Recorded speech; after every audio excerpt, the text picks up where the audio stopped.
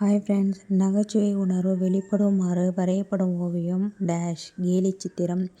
கோட்டோவியம் என்னும் சொல்லை பிரித்து எழுத கிடைப்பது கோடு ப்ளஸ் ஓவியம்.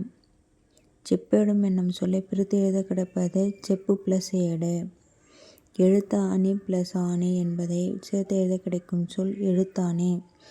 பின்வருவனவற்றுள் விகுதி பெற்ற தொழிற்பெயர் எது? வடித்தல்.